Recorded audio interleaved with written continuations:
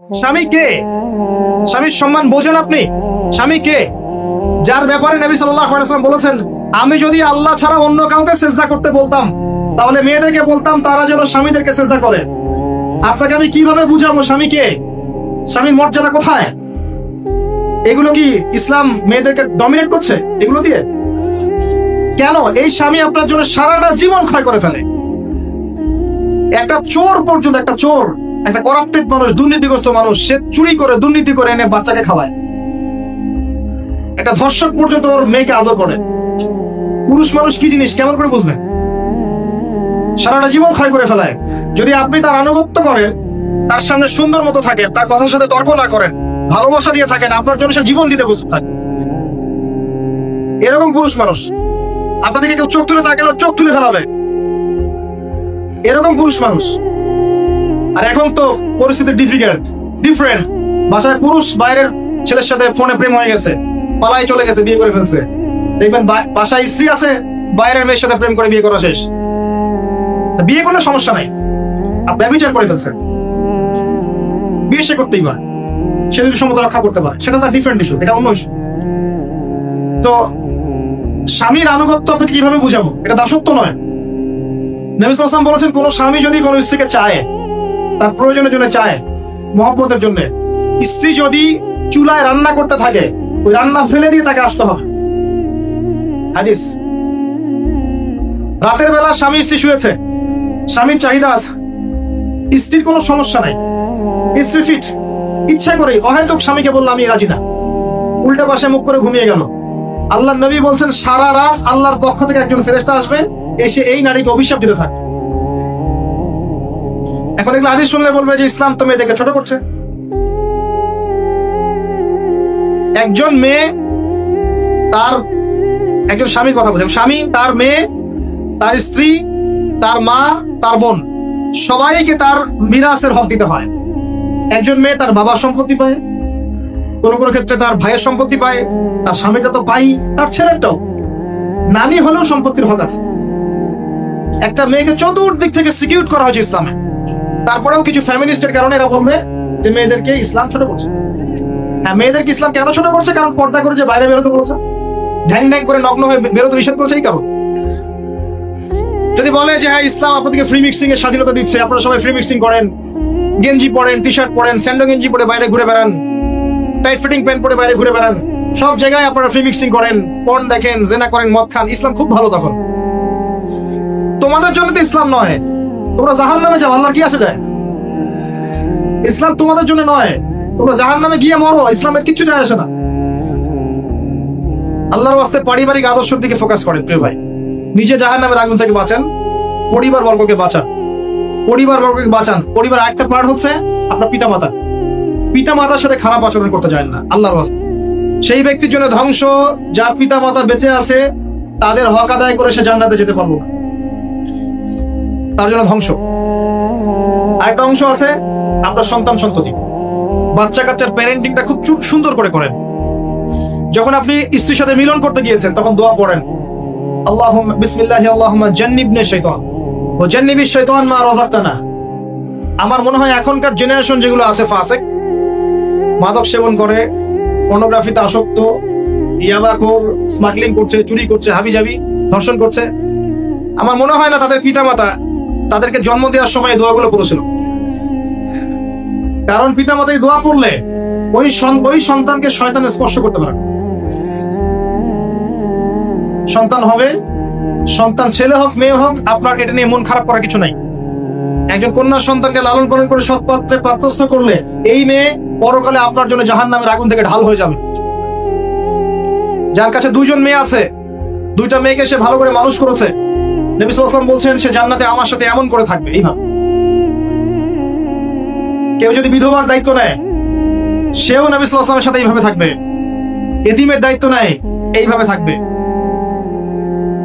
ফ্যান্টাসিতে ভুগছেন, একটা এতিম মেয়েকে বিয়ে করেন, একটা অসহায় তালাকপ্রাপ্ত মেয়েকে বিয়ে করেন, একটা বিধবা মেয়ে যার স্বামী মারা গেছে, কেউ নাই দেখা, তাকে বিয়ে করেন, তারপরে বোঝা যাবে আপনার মধ্যে কতটুকু দিন আছে।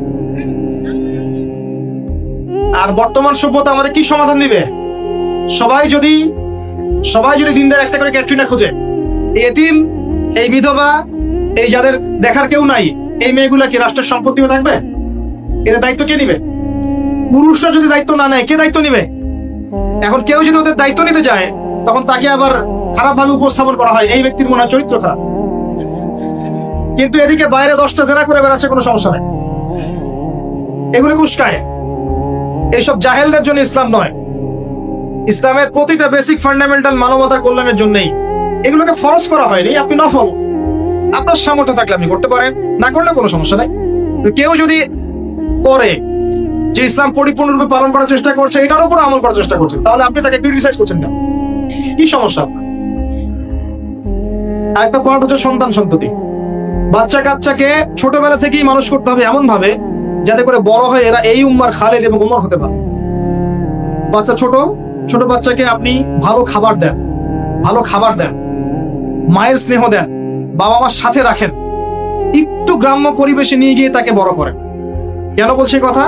এখানে পরিবেশ সুন্দর থাকবে, সে দৌড়াবে ধুলার মধ্যে, মাঠের মধ্যে খেলবে, সুন্দর ভাষা শিখবে। এরপর তাকে ভালো প্রতিষ্ঠানে পড়ান।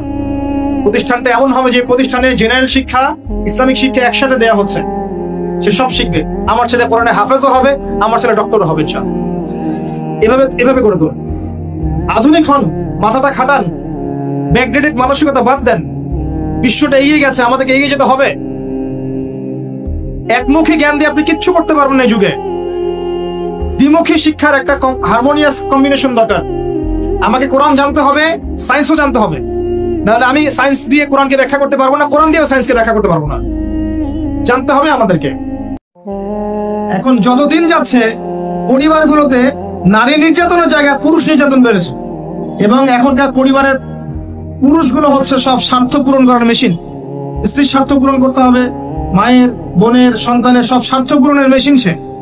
আর সারাটা জীবন এগুলো করার পরে শেষ বয়সে গিয়ে তাকে শুনতে হবে সে কিছুই করেনি কারণ।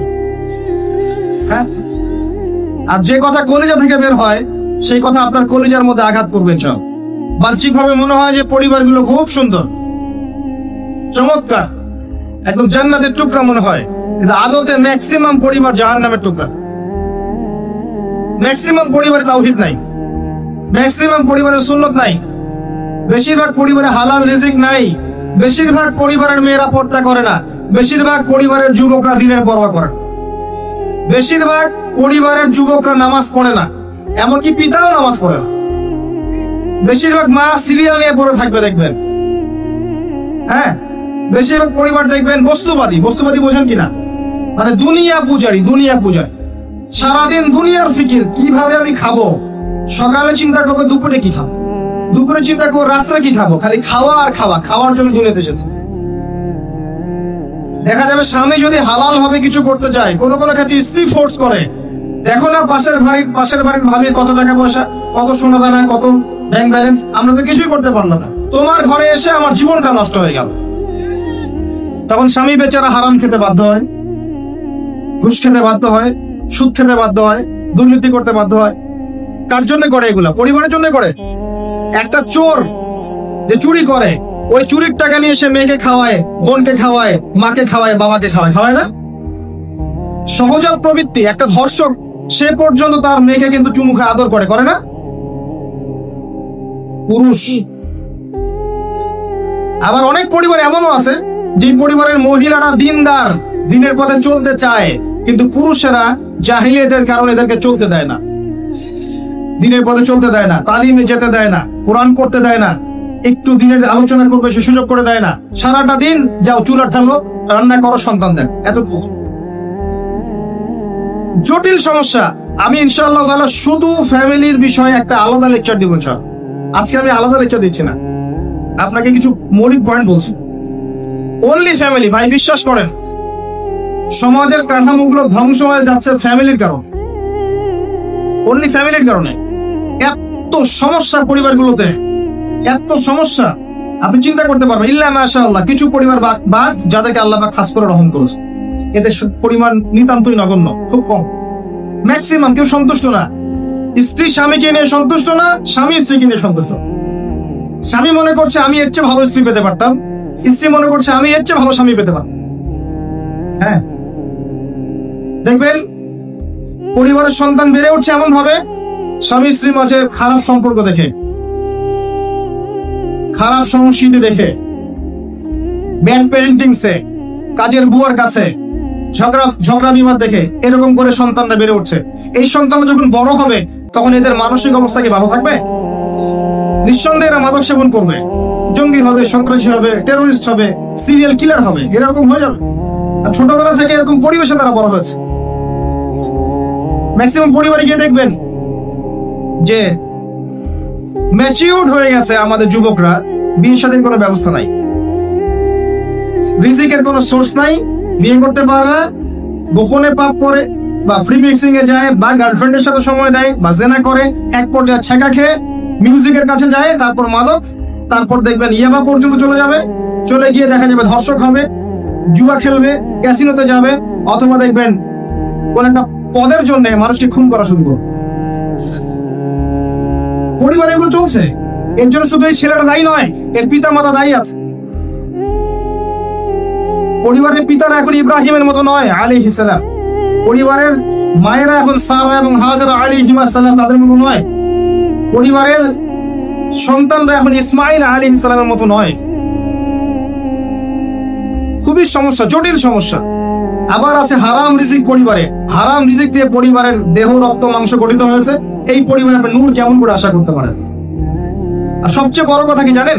সবচেয়ে বড় কথা হচ্ছে মানসিক ভাবে এমন ভাবে মাথাগুলোকে ধোলাই করা হয়েছে আমাদের, যে পশ্চিমারা অনেক ভালো, ওদের লাইফস্টাইলটা অনেক ভালো, ওই যারা মুশরিক তারা অনেক ভালো, ওদের সংস্কৃতিগুলো অনেক ভালো, এগুলো দেখে দেখে মিডিয়ার মাধ্যমে দেখে দেখে দেখে দেখে অসুস্থ পরিবেশে যখন মানুষ বড় হয়ে ওঠে তখন সে নিজেও মানসিকভাবে অসুস্থ হয়ে যায়। যখন আপনি এমন একটা পরিবেশে বড় হচ্ছেন যে পরিবেশে অশ্লীলতা আছে, সুদ আছে, বেহায়াপনা আছে, জেনা আছে, প্রতারণা আছে, অবিশ্বাস আছে, ঠকবাজি আছে, তখন এই পরিবেশে আপনি নিজেও দেখবেন একটা প্রতারক হয়ে গেছে। তখন অন্য কোনো ভালো মানুষকে আপনার কাছে ভালো মনে হবে না, আপনি সন্দেহের চোখে থাকবেন, অস্বস্তিতে, কাউকে বিশ্বাস করতে পারবেন না। একটা পরিবার শুধু ভালোবাসার ভিত্তিতে টিকে থাকে না, একটা পরিবার টিকে থাকে সম্মান, আপোষের হৃদ্যতা, আত্মসম্মানবোধ, গায়রত এবং বিশ্বাসের ভিত্তিতে। যে পরিবারে বিশ্বাস নাই একে অপরের উপরে, সেই পরিবার কখনো টিকতে পারবে না। যে পরিবারে একে অপরের প্রতি বিশ্বাস নাই, শ্রদ্ধা নাই, আনুগত্য নাই, শুধু ভালোবাসা দিয়েও পরিবার টিকতে পারবেন, কোটি কোটি টাকা দিয়েও পরিবার টিকতে পারবেন। পরিবারের সবার মাঝে হৃদ্যতার দরকার থাকে, মহব্বতের সাথে সম্মান থাকতে হয়, একজন একজনকে সম্মান করতে জানতে হয়, যার যার সম্মান তাকে তাকে দিতে শিখতে হয়, আনুগত্য থাকতে হয়, সামিয়া না আতোয়ানা থাকতে হয়, প্রত্যেকটা বিষয়ে জেতার মানসিকতার থেকে সবর করার মানসিকতা থাকতে হয়। তখন দেখবেন পরিবার আস্তে আস্তে একটা রুহানি পরিবেশ তৈরি করতে পারবে ইনশাআল্লাহ তাআলা। পরিবারগুলোতে এখন এগুলো কোথায়? সবাই যার যার স্বার্থ নিয়ে পড়ে থাকে, এবং এখনকার পরিবারের পুরুষগুলো হচ্ছে সব স্বার্থ পূরণ করার মেশিন। যার যার স্বার্থ তাকে তাকে পূরণ করতে হবে, দ্যাটস অল। পুরুষকে স্ত্রীর স্বার্থ পূরণ করতে হবে, মায়ের, বোনের, সন্তানের সব স্বার্থ পূরণের মেশিন সে। আর সারাটা জীবন এগুলো করার পরে শেষ বয়সে গিয়ে তাকে শুনতে হবে সে কিছুই করেনি কারণ। হ্যাঁ, এগুলো বাস্তব। কোথায় আছেন আপনি?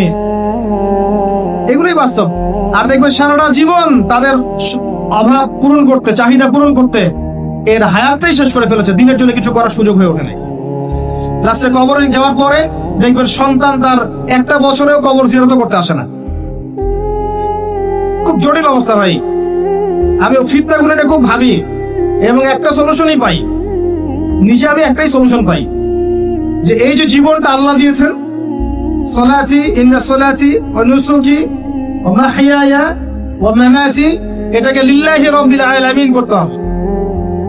মানে জীবনটা আল্লাহর, এখানে আমার কথা, আমার কাজ, আমার চলাফেরা, আমার পারিবারিক অ্যাটিটিউড, আমার পড়াশোনা, আমার দাওয়া, আমার দিনের জন্য মেহনত, যত কিছু আছে, সবর, আঘাত সহ্য করা, কষ্ট সহ্য করা ইত্যাদি, সবকিছু আল্লাহর সন্তুষ্টির জন্য করতে হবে। কারো কাছে, পৃথিবীর কোন সৃষ্টির কাছে যারা পরিমাণ কিচ্ছু পাওয়ার আশা করবেন না। একটু আশা করবেন আপনি কষ্ট পাবেন।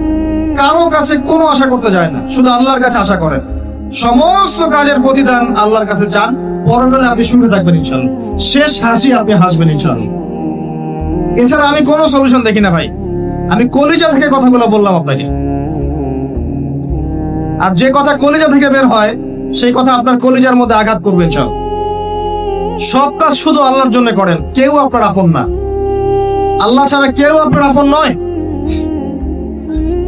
আপনি ভুল করবেন যদি আপনি অন্য কাউকে আপন মনে করেন, আপনার পলিটিক্যাল লিডার, আপনার প্রশাসনের স্যার, আপনার পরিবারের স্ত্রী, আপনার সন্তান, হাবি যা যা আছে, যদি মনে করেন আমার আপন জন, আপনি ভুল করবেন।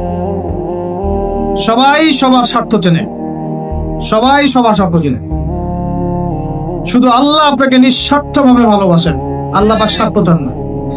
সারাটা জীবন পাপ করে থাকলেও একটা বার দাঁড়িয়ে খালি বলেন আল্লাহ আস্তাগফিরুল্লাহ ওয়া আতুবু ইলাইহি, মন থেকে বলেন আল্লাহ আমি ভুল করেছি, আল্লাহ আমাকে মাফ করুন। এক মুহূর্তের মধ্যে আল্লাহ পাক আপনার সমস্ত গুনাহগুলোকে নেকিতে পরিবর্তন করে দিবেন ইনশাআল্লাহ। আল্লাহ ছাড়া কেউ নাই। আল্লাহর জন্য খালেস করে ফেলেন নিজেকে, তার দিনের জন্য চেষ্টা করেন। তার দিন আজকে অবহেলিত, তার দিন আজকে অপদস্থ, সারা বিশ্বের বুকে আজকে মুসলিমরা নির্যাতিত, নিপীড়িত। দিনকে এগিয়ে নেওয়ার জন্য কিছু করেন, আপনার ক্ষুদ্র ক্ষুদ্র প্রচেষ্টা ইনশাআল্লাহ আগামী দিন ইসলামের বড় বিজয় নিয়ে আসবে। দিনের জন্য খালেস করে ফেলেন নিজেকে। আপনার সময় আছে এখন, জ্ঞান অর্জন করেন, জ্ঞান অর্জন করেন, পড়াশোনা করেন, আলেম ওলামার কাছে গিয়ে ক্লাসিক্যাল বইগুলো পড়েন, প্রজেক্ট রেডি করেন, দাওয়াতি কাজ করেন, বই লিখেন, বক্তব্য দেন, দিনের জন্য করেন। আপনাকে আপনার দুনিয়া আল্লাহ গুছিয়ে দিবেন ইনশাআল্লাহ, দুনিয়া আল্লাহ গুছিয়ে দিবেন ইনশাআল্লাহ। আপনি দিনের জন্য খালেস করে ফেলেন নিজেকে, আল্লাহর দিনের হয়ে যান, এবং দুনিয়া যে কাজগুলো করবেন শুধু আল্লাহ সন্তুষ্টির জন্য করবেন, কারো কাছে কিচ্ছু পাওয়ার আশা করবেন না। দেখবেন ইনশাআল্লাহ আপনি সুখে থাকবেন। একটা পর্যায়ে গিয়ে নূহ আলাইহিস সালামকে বলতে হয়েছে রব্বি আন্নী মাগলুবুন ফান্তাসির। আল্লাহ 950 বছর দাওয়াত দিলাম, মানুষ কথা শোনে না, মানুষ শুনেই না। 950 বছর দাওয়াত দিলাম, আল্লাহ আমার পরিবারের লোকও কথা শোনে না, আল্লাহ আমি পরাজিত, তুমি আমাকে সাহায্য করো। একটা পর্যায়ে গিয়ে লূত আলাইহিস সালামকেও তার স্ত্রী সন্তান ছেড়ে চলে যেতে হলো। একটা পর্যায়ে গিয়ে ইব্রাহিম আলাইহিস সালামকে তার বাবাকে ছেড়ে চলে যেতে হলো। একটা পর্যায়ে গিয়ে আসহাবুল কাহফকে সমাজ থেকে চলে যেতে হলো দূরে। একটা পর্যায়ে গিয়ে মুহাম্মদ সাল্লাল্লাহু আলাইহি ওয়াসাল্লামকে হিজরত করে চলে যেতে হলো, সাথে কেউ ছিল না। আল্লাহর জন্য ভালোবাসা, আল্লাহর জন্যই বিচ্ছেদ। ইতিহাস তাদেরকে ভুলে যায় নাই। একটা পর্যায়ে গিয়ে মানুষ যখন আর পারে না, তখন প্রয়োজনে একা আল্লাহকে নিয়ে থাকতে হয়। এটাই আল্লাহ পাকের মারিফতের সর্বোচ্চ লেভেল। আল্লাহকে নিয়ে থাকেন, ইনশাআল্লাহ আপনি ভালো থাকবেন। রাসূলকে নিয়ে থাকেন, ভালো থাকবেন। তার সুন্নাহকে নিয়ে থাকেন, ভালো থাকবেন। তার দিনকে নিয়ে থাকেন, দিনের জ্ঞান অর্জন করেন, দিনটাকে প্রচার করার চেষ্টা করেন, দিনটাকে প্রতিষ্ঠা করার চেষ্টা করেন। দিন প্রতিষ্ঠা করলে কারো কোনো ক্ষতি হবে না, শৈথিল্যতাবাদী হবেন না, আবার চরমপন্থী হবেন না, জঙ্গি সন্ত্রাসী হয়ে যাবেন না। মধ্যম পন্থায় দিনটাকে নিয়ে এগিয়ে যাবেন, মধ্যম পন্থায় এগিয়ে যাবেন, ধীরে ধীরে সবরের সাথে। একটা লেকচারে বলেছিলাম, আমাকে 3টা নসিহত করেছিলেন একজন আলেম। বলেছিলেন প্রথমে জ্ঞান অর্জন করো, 1, 2, তারপরে তুমি ধৈর্য ধরা শিখো, আর 3 সাহসী হও। ভীরু কাপুরুষের জন্য জান্নাত নয়, তিনি বলেছিলেন। অতএব এভাবে চিন্তা করলে আপনি ইনশাআল্লাহ দুনিয়াতে ঠকবেন না, বা দুনিয়াতে ঠকলেও পরকালে আপনি জিতবেন ইনশাআল্লাহ। পরকালে আল্লাহ পাক আপনার প্রতিটা কষ্টের প্রতিদান দিবেন ইনশাআল্লাহ আযজা ওয়া জাল্লা। আসুন আমরা সবাই যার যার জায়গা থেকে আল্লাহর হয়ে যাই, আল্লাহর জন্য নিজেকে খালেস করে দিই। আর আল্লাহর ভালোবাসা পেতে চাইলে তার রাসূলকে তার রাসূলের আনুগত্য করতে হবে, তার সুন্নাহ মাফিক চলতে হবে। আল্লাহ পাকের ফরজ ওয়াজিবকে ভালোবেসে আদায় করেন, বিরক্ত হয়েন না। নামাজের আজান হচ্ছে, বিরক্ত হয়ে যায়, ভালোবেসে নামাজে যান। যে আল্লাহ আমার কাছে একটা ইবাদত চেয়েছেন, আমার রব, আমার সৃষ্টিকর্তা আমাকে একটা সুযোগ দিয়েছেন, আমার কাছে একটা ইবাদত চেয়েছেন, সিজদা চেয়েছেন। আল্লাহ আমার কাছে কি আর চেয়েছেন? তাওহীদ চেয়েছেন, সুন্নাত চেয়েছেন, হালাল খাই এতটুকু চেয়েছেন, সাধ্যমতো দিনের খিদমত এটা চেয়েছেন। আল্লাহ পাক আমার জন্য জান্নাত রেখেছেন, আমি আল্লাহর জন্য করবো না? আল্লাহ পাকের কাজগুলো ভালোবেসে করেন, আল্লাহ পাকে কাছে পাবেন ইনশাআল্লাহ। দেখবেন যদি আপনি আল্লাহর হয়ে যান, আপনি মনে মনে কিছু চাইবেন, হাত উঠিয়ে চাওয়ার আগে আপনাকে আপনার সামনে আল্লাহ পাক সেটা হাজির করে দেবেন ইনশাআল্লাহ।